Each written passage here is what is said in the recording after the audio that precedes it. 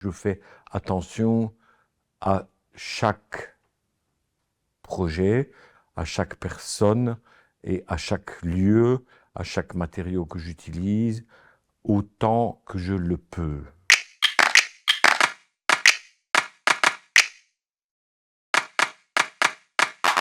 Je m'appelle Éric Furnémont, je suis né le 14 mars 1962.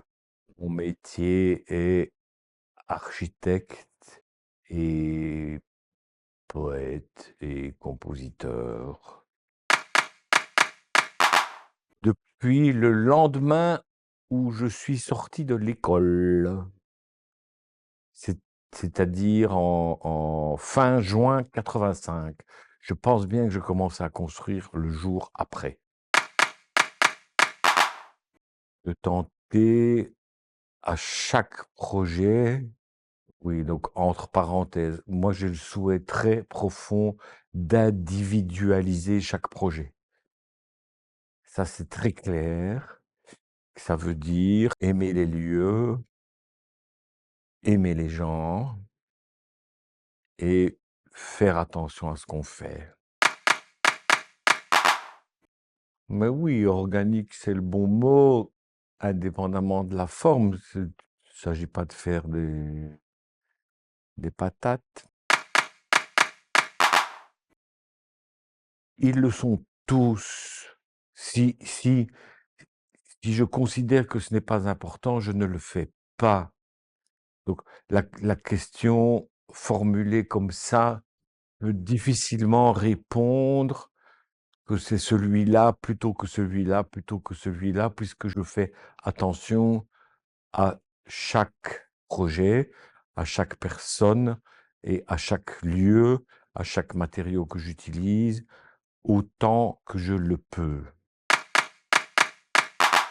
La ferme de la Voie lactée, ça a été effectivement une des premières expériences les plus intéressantes pour moi.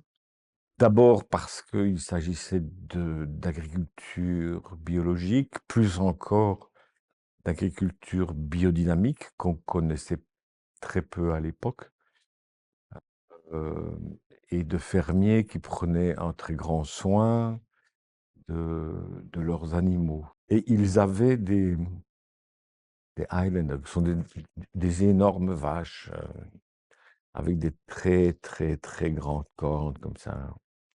Effectivement, il me dit l'étable idéale, c'est une étable ronde pour que toutes les vaches continuent à communiquer pendant l'hiver. Comme ça, lorsqu'on les sort, on n'est pas obligé de leur couper les cornes pour ne pas qu'elles s'entretuent, en fait, puisqu'elles ont conservé leur rapport hiérarchique pendant l'hiver à l'intérieur de l'étable.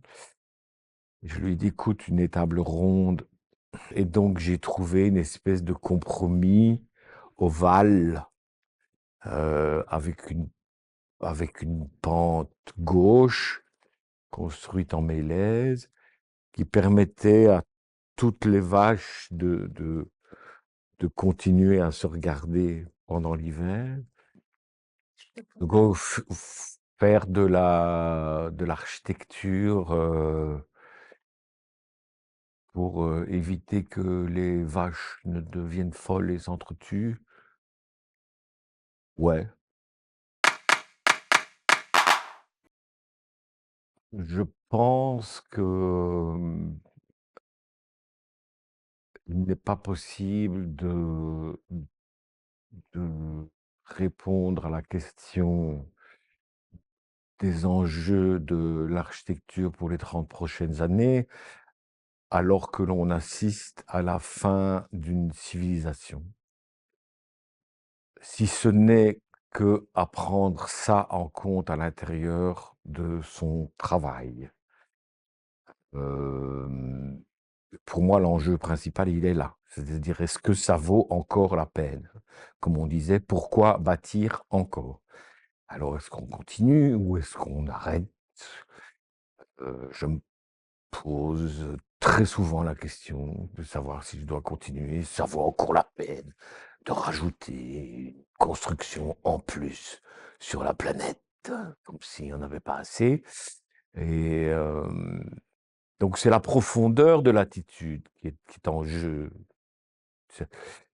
pour moi. Et cette profondeur de l'attitude, elle ne peut pas être théo. Je refuse obstinément de théoriser la profondeur d'une architecture sans connaissance du lieu, sans connaissance des personnes, sans connaissance du milieu social, sans connaissance du milieu culturel, sans attitude politique, sans connaissance spirituelle, oui, et sans, et sans géographie cosmique élémentaire, sans isolation, sans réflexion sur les matières qu'on utilise. Je refuse de théoriser ça. Utopie architecturale, c'est un oxymore, de mon point de vue. C'est-à-dire que si c'est architectural, c'est pas une utopie. Ce n'est pas hors topos, c'est dans le lieu. Hein. Donc, il n'y a pas d'utopie architecturale pour les 30 prochaines années dans une fin de civilisation. Non, il n'y a pas. Et il n'y en aura jamais. Je ne le crois pas une seule seconde. Je crois à l'intervention d'êtres humains intelligents, sensibles et cultivés dans leur propre milieu d'intervention pour essayer de faire le moins de mal possible à la planète dans la catastrophe que vont subir nos enfants. Ça, oui.